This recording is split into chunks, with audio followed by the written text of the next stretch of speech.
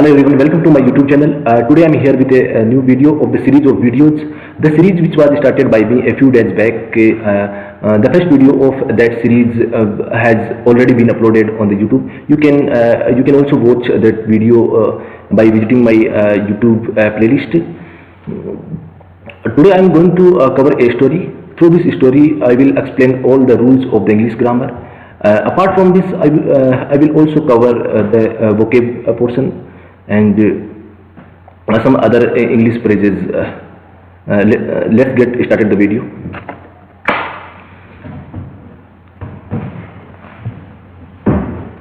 Story का title आप देख रहे हैं, ए जेंटल बॉय.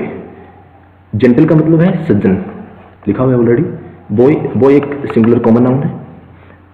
ए यहाँ पे आर्टिकल का यूज किया गया है. ए आर्टिकल का यूज क्यों किया गया है? क्योंकि सिंगुलर कॉमन नाउन के पहले ए और एन आर्टिकल का यूज किया जाता है.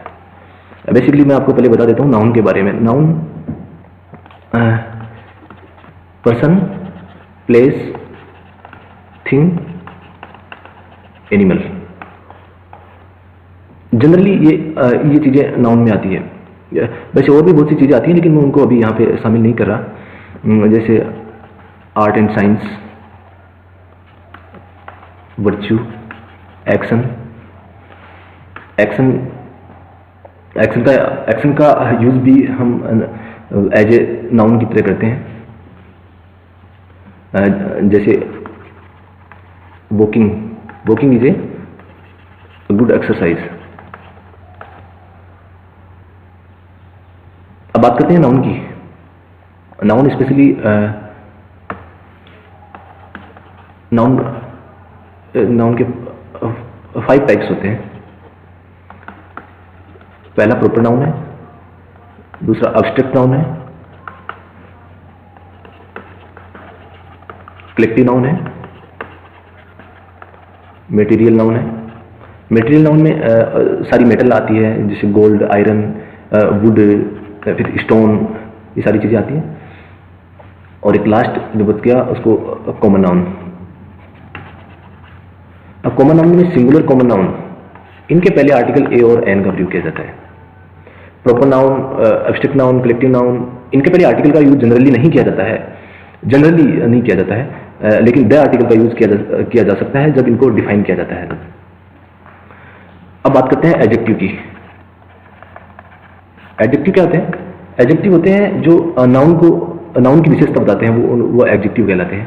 एडजेक्टिव अगर अकेला आता है तो उसके पहले किसी भी प्रकार के आर्टिकल का यूज नहीं किया जाता है. ए और एन का प्रयोग अगर एडजेक्टिव के पहले है तो इसके बाद नाउन का यूज अवश्य मिलेगा. अगर नाउन यहाँ पे नहीं है तो आर्टिकल भी आपको हटाना पड़ेगा यहाँ से. अब शुरू करते हैं अपनी story. All the children rushed to their homes as the school was over. All the children का मतलब है सभी बच्चे. Rushed का मतलब है तेजी से दौड़ना. To their homes, अपने घरों की तरफ दौड़े. As यहाँ पे एक कनेक्टर का यूज किया गया है जिसका मतलब है जैसे कि, या फिर इसका मतलब चूंकि, या फिर इसका एक मतलब होता है जो ही. इसके बहुत सारे मतलब होते हैं.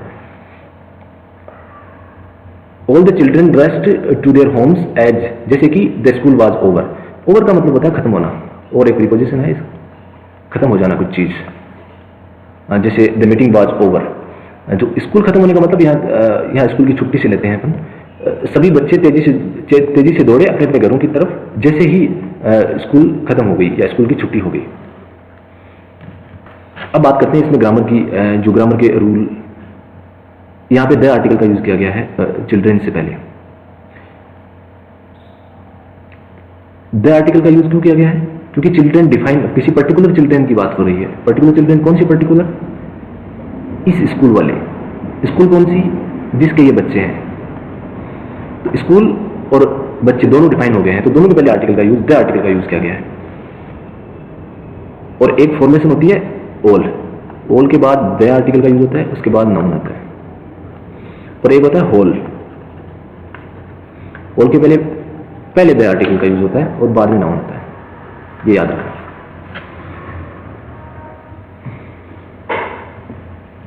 अब आगे बढ़ते हैं अपनी स्टोरी में। दे वर वेरी हैप्पी, दे का मतलब वे बच्चे, वर का मतलब थे, सिंपल पास्ट टेंस का यूज किया गया है, वेरी का मतलब बहुत, हैप्पी का मतलब खुश, बहुत खुश थे। ऑल वर लाफिंग, ऑल का मतलब हो गया सभी, वर का मतलब थे, लाफिंग का मतलब हंस रहे थे, सभी हंस रहे थे। On the way they so a man lying on the road, on the way रास्ते में, दे सो उन्होंने देखा, सिंपल पास्ट टेंस का प्रयोग किया गया है, सी की सेकंड फॉर्म है सा और थर्ड फॉर्म होती है scenes. On the way they so a man laying on the road, रास्ते में उन्होंने देखा एक आदमी को, लेइंग मन लेटा हुआ था, अब रोड पे लेटा हुआ तो हो नहीं सकता, इसलिए पड़ा हुआ था। ऑन द रोड, अब रोड भी डिफाइन हो गई है, यहाँ पे द आर्टिकल का यूज किया गया है, क्योंकि वही रोड जिसपे बच्चे जा रहे थे उसी रोड की बात हो रही है।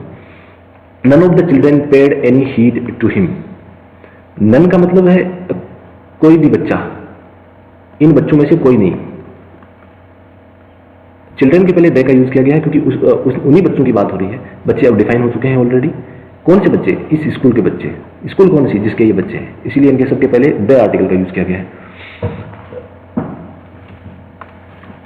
None of the children paid any heed, any का एनी यहां पे एक डिटर्मिनर्स है,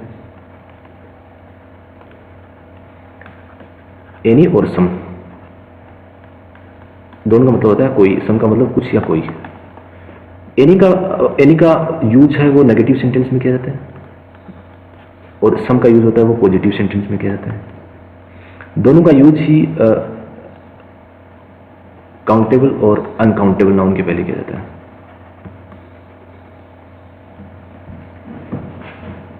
जैसे आई नीड सम मनी, एक सेंटेंस है, I need some money, money यहाँ पे अनकाउंटेबल नाउन है, जिसको मनी को काउंट नहीं किया जा सकता, और यहाँ पे रुपीज का यूज भी किया जा सकता है, रुपीज एक काउंटेबल नाउन है, काउंटेबल नाउन है, इनके पहले भी सम का यूज किया जा सकता है।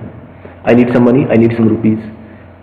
अगर मैं इसको नेगेटिव सेंटेंस बनाता हूँ, I don't need any money, तो फिर एनी का यूज हो जाएगा यहाँ पे, any money can be replace by the rupees. ये दोनों रूल है, you must get to know. चलिए आगे बढ़ते हैं। एनी का मतलब हो गया कोई, हीड का मतलब हो गया ध्यान, टू हिम मतलब उस पर। None of the children paid any heed to him, उन बच्चों में से किसी ने भी उस व्यक्ति पर जो पड़ा हुआ था, ए मैन, उस पर ध्यान नहीं दिया। मैन यहाँ पे सिंगुलर कॉमन नाउन है, इसके पहले आर्टिकल ए और एन का प्रयोग होता है according to the Hindi sound. आगे बढ़ते हैं। दे इग्नोर्ड हिम, उन्होंने, इग्नोर्ड का मतलब हो गया अनदेखा करना, पास्ट टेंस का यूज किया गया है, उन्होंने इग्नोर किया हिम मनी उसे, एंड इन दिस वे और इस प्रकार। सोड का मतलब पास्ट टेंस है, सोड का मतलब हो गया दिखाया। क्या दिखाया? उन्होंने दिखाया क्या? अपना केयरलेसनेस, अपनी लापरवाही। केयरलेसनेस का मतलब हो गया लापरवाही, उन्होंने अपनी लापरवाही दिखाई। Mohan was also coming from the school, Mohan भी स्कूल से आ रहा था, पास्ट कंटिन्यूस टेंस का यूज किया गया यहाँ पे, was coming from the school, school से आ रहा था, फ्रॉम प्रीपोजिशन का यूज किया गया है। द स्कूल, द आर्टिकल का यूज किया गया स्कूल के पहले, क्योंकि स्कूल उसी स्कूल की बात हो रही है जिसमें ये बच्चे पढ़ रहे हैं। He went to the old man, he went simple past tense का यूज किया गया है, he went to the old man, वह ओल्ड मैन के पास गया। अब ओल्ड मैन के पहले द आर्टिकल का यूज किया गया है, क्यों? क्योंकि ये ओल्ड मैन डिफाइन हो चुका है, ये उसी व्यक्ति की बात हो रही है जो रोड पे पड़ा था। He was suffering from fever, suffering from, suffer के साथ फ्रॉम प्रीपोजिशन या फिक्स प्रीपोजिशन है, फिक्स प्रीपोजिशन का यूज किया गया यहाँ पे। ही वॉज पीड़ित था, किससे? फीवर से, उसे फीवर था, बुखार से पीड़ित था वो। Mohan said to him, Mohan ने उससे कहा, बाबा, hearing the voice of Mohan, Mohan की आवाज सुनकर। Hearing the voice of Mohan, यहाँ पे वॉइस है वो डिफाइन हो चुकी है, इसलिए वॉइस के पहले द आर्टिकल का यूज किया गया है। कौन, किसकी वॉइस? क्योंकि मोहन की वॉइस है, डिफाइन हो गया। The old man opened his eyes and uttered, uttered का मतलब होता है कुछ बोलना, बूढ़े आदमी ने अपनी आंखें खोली, पास्ट टेंस का यूज किया गया है। ओपनड, इसका मतलब हो गया आंखें खोली, इसका मतलब है आंखें खोली। एंड अटर्ड का मतलब कुछ बोला, क्या बोला? वाटर, इतना ही कहा सिर्फ कि पानी। एंड और ही क्लोज्ड हिज आईज, और उसने अपनी आंखें बंद कर ली वापस, पास्ट टेंस है again, closed. Mohan rushed to the nearby house, and brought some water for the old man. Mohan rushed का मतलब अगेन रस्ट का यूज हुआ है, तेजी से दौड़ा, कहाँ दौड़ा, to the nearby house, नजदीक के घरों के लिए, नजदीक के घरों में। एंड ब्रोट का मतलब है लाया। एंड ब्रोट सम वाटर, सम का यूज किया गया है पॉजिटिव सेंटेंस में। वाटर एक अनकाउंटेबल नाउन है, और वैसे कहते हैं ये मेटेरियल नाउन है। जनरली मेटेरियल नाउन के पहले आर्टिकल का यूज नहीं होता है, लेकिन जब इसको डिफाइन हो जाता है तो आर्टिकल का यूज के पहले भी किया जा सकता है। और पानी लाया, सम वाटर लाया फॉर द ओल्ड मैन के लिए। देन फिर he rushed to the school, वह तेजी से दौड़ा, किधर, टू द स्कूल, स्कूल में। अगेन दोबारा स्कूल की तरफ दौड़ा। And told everything to his teachers, और टोल्ड का मतलब होता है बतलाया, टेल की सेकंड फॉर्म है बतलाया। एवरीथिंग सब कुछ, टू हिज टीचर्स अपने शिक्षकों को सब कुछ बताया।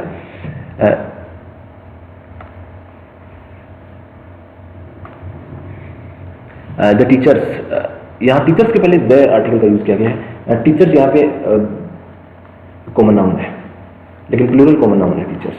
प्लूरल कॉमन नाउन के पहले आर्टिकल ए और एन का इस्तेमाल तो नहीं किया जा सकता। यहाँ पे टीचर्स के पहले द आर्टिकल का यूज किया गया क्योंकि उसी स्कूल के टीचर्स की बात हो रही है, जिस स्कूल के चिल्ड्रेन की बात हो रही है ऊपर, इसलिए इनको डिफाइन कर दिया गया है, इसलिए इनके पहले द आर्टिकल का यूज किया गया है। The teachers came there, teachers वहाँ आए, कम की सेकंड फॉर्म है केम, केम का मतलब आए वहाँ आए। And took the old man to a hospital, ये एक बहुत ही शानदार फ्रेज का यूज किया गया है यहाँ पे।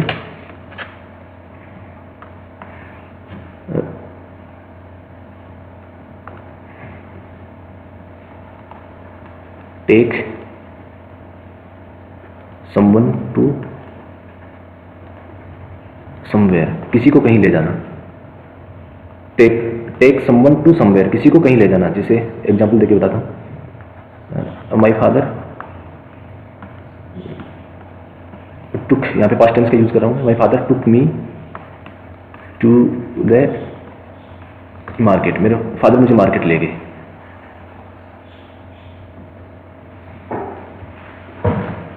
इसी प्रकार took the old man to a hospital, teachers came, teachers वहाँ आए और क्या किया उन्होंने, took the old man to a hospital, और बूढ़े आदमी को हॉस्पिटल ले गए। एक हॉस्पिटल यहाँ पे सिंगुलर कॉमन नाउन है, बहुत सारे हॉस्पिटल हैं, ये आर्टिकल का यूज किया गया, सिंगुलर कॉमन नाउन है।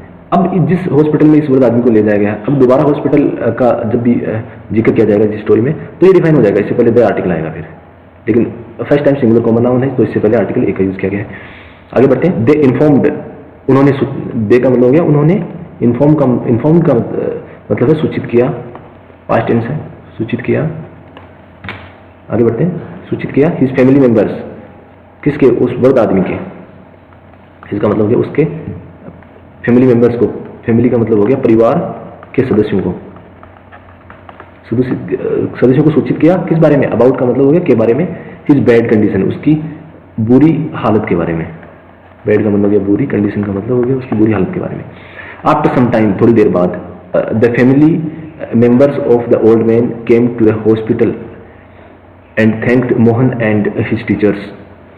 थोड़ी देर बाद, फैमिली एक सिंगुलर कॉमन नाउन है, लेकिन इसके पहले आर्टिकल द का यूज किया गया है, जबकि होना चाहिए था ए और एन आर्टिकल का यूज। अब क्योंकि ये फैमिली डिफाइन हो चुकी है, उस वृद्ध आदमी की फैमिली है ये, जो हॉस्पिटल में एडमिट है, इसलिए हॉस्पिटल भी डिफाइन हो चुका है, इसलिए हॉस्पिटल से पहले भी द आर्टिकल का यूज किया गया है और फैमिली से पहले भी द आर्टिकल का यूज किया गया है। The family members of the old man केम का मतलब हो गया आए, उस बूढ़े आदमी के फैमिली मेंबर्स आए टू द हॉस्पिटल, हॉस्पिटल में आए। एंड थैंक्ड का मतलब हो गया धन्यवाद दिया, पास्ट टेंस का यूज किया गया है। धन्यवाद दिया किसको, Mohan and his teachers, Mohan और उसके शिक्षकों को। देन फिर बोथ, दोनों कौन, मोहन एंड द टीचर्स, और मोहन के टीचर्स। रिटर्न का मतलब हो गया लौटे, टू देयर होम्स, अपने अपने घरों को लौटे। इन द इवनिंग, ये भी एक फ्रेज है।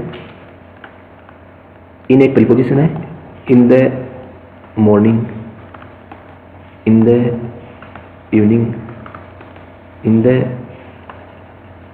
आफ्टरनून, इन सबके पहले इन प्रीपोजिशन का यूज किया जाता है और बीच में द का यूज किया जाता है, ये फ्रेज में आया है। अब आगे बात करते हैं, अब जैसे एट प्रीपोजिशन का use, at noon, at night, at midnight, और एट डाउन, एट डस्क। यहाँ पे ये फिक्स प्रीपोजिशन है एट। और यहाँ पे इन प्रीपोजिशन। चलिए आगे बढ़ते हैं। इन द इवनिंग, शाम में, व्हेन का मतलब है जब, homework was being done by Mohan. Homework का मतलब आप सब समझते हो, homework was being done. Homework यहाँ पे पैसिव सेंटेंस का यूज किया गया। वाज बीइंग डन का मतलब किया जा रहा था बाय मोहन, मोहन के द्वारा होमवर्क किया जा रहा था शाम को। One of his father's friends came to his house. One, ये भी एक फ्रेज है।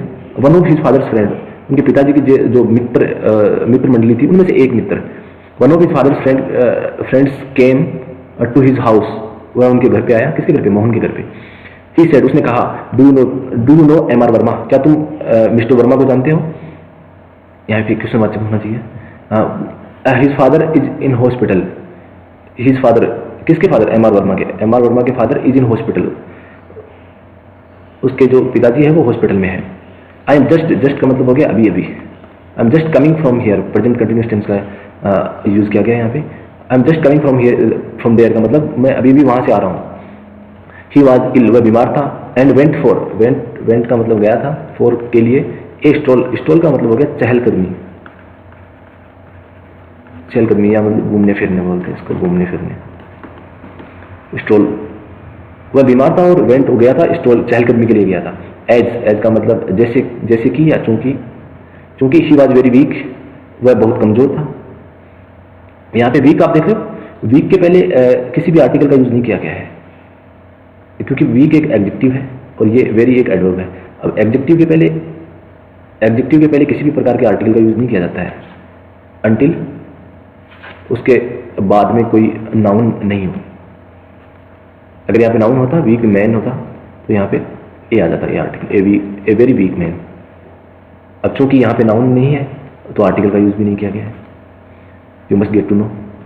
ही फेल, फॉल की सेकंड फॉर्म फेल, वह he fell on the road, वह रोड पे गिर गया था। थैंक्स, धन्यवाद है, थैंक्स टू दैट गर्ल, उस to that school boy who with the help of his school teacher. Thanks, धन्यवाद है टू दैट स्कूल बॉय, उस स्कूल के लड़के को। हु का मतलब हो गया जिसने, with the help of his school teacher, जिसने अपने स्कूल टीचर के साथ।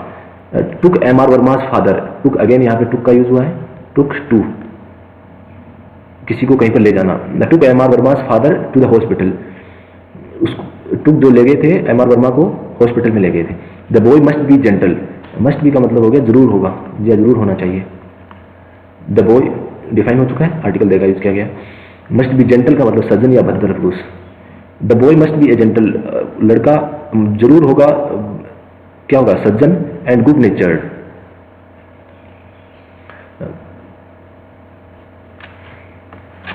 बॉय जरूर ही सज्जन और अच्छा नेचर वाला होगा। नेचर का मतलब हो गया स्वभाव, अच्छे स्वभाव वाला होगा। द मोहन्स फादर रिप्लाइड, यहाँ पे द आर्टिकल, मोहन क्या है? किसी का नाम मोहन्स फादर, ये अपोस्ट्रोफी लगा हुआ है। इसका मतलब होता है जैसे मोहन का या फिर की या फिर के। अपोस्ट्रोफी का मतलब ये होता है यहाँ पे जिस भी वर्ड के बाद या जिस भी नाउन के बाद में अपोस्ट्रोफी लगा होता है उसके बाद का के की जोड़ के उसका अर्थ निकाला जाता है। मोहन के, the Mohan's father replied, Mohan के पिताजी ने जवाब दिया। श्योरली, निश्चित रूप से। The boy must be of, of का मतलब यहाँ संबंध से दर्शाता है। Of a good family, family यहाँ पे सिंगुलर कॉमन नाउन है। गुड यहाँ पे एक एडजेक्टिव का यूज किया गया है। सिंगुलर कॉमन नाउन के पहले ए और एन आर्टिकल का यूज किया जाता है अकॉर्डिंग टू द साउंड। यहाँ पे ए आर्टिकल का यूज किया गया है। मोहन के पिताजी कहते हैं श्योरली, निश्चित रूप से। द बॉय मस्ट बी, लड़का मस्ट बी होना चाहिए, ऑफ ए गुड फैमिली, एक अच्छे परिवार से।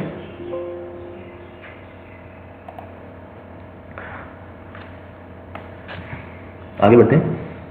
How M R Verma's father is doing now. How का मतलब कैसे, M R Verma's father, M R Verma के पिताजी, इज डूइंग नाउ का मतलब हो गया कैसे हैं, अब कैसे हैं। नाउ का मतलब अब एम आर वर्मा के पिताजी कैसे हैं। एक सेंटेंस और देखना, कोई आपको रनिंग में अगर कहता है हाउ आर यू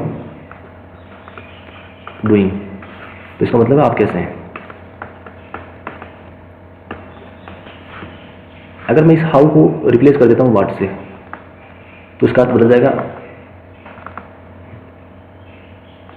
इसका हो जाएगा आप क्या कर रहे हैं। आप क्या कर रहे हैं, दोनों में कितना अंतर आ गया। चलो आगे बढ़ते हैं। द फ्रेंड रिप्लाइड, उसके मित्र ने जवाब दिया, ही इज इम्प्रूविंग। वह इम्प्रूविंग का मतलब हो गया प्रोग्रेस कर रहा है अभी। इम्प्रूविंग का मतलब सुधार हो रहा है, वह सुधार हो रहा है नाउ अभी। एंड मे बी अलाउड, या ये पैसिव सेंटेंस है। मे बी अलाउड का मतलब है अनुमति दी जा सकती है to go home by the evening, evening तक। यहाँ पे बाय प्रीपोजिशन का यूज किया गया है।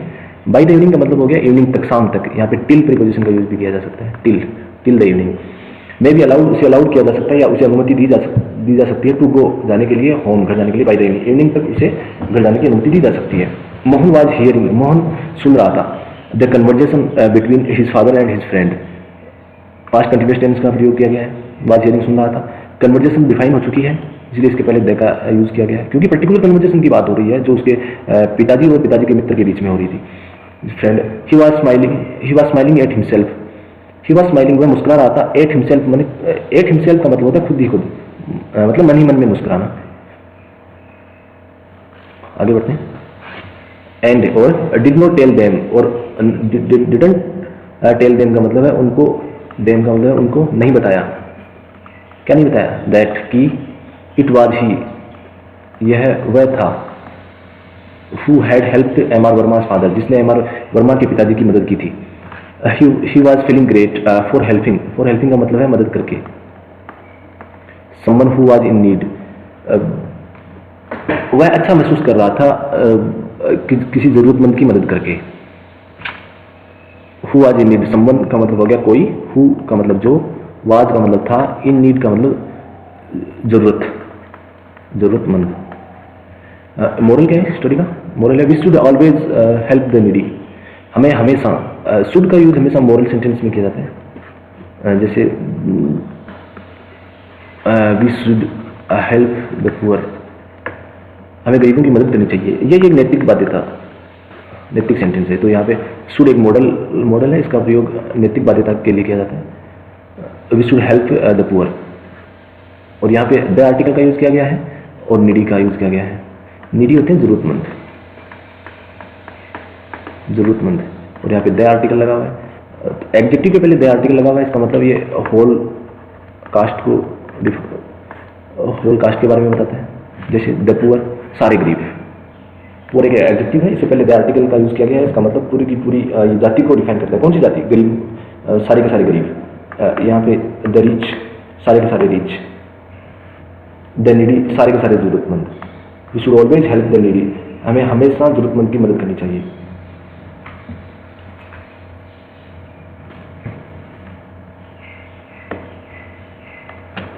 Okay, this is the end of the video.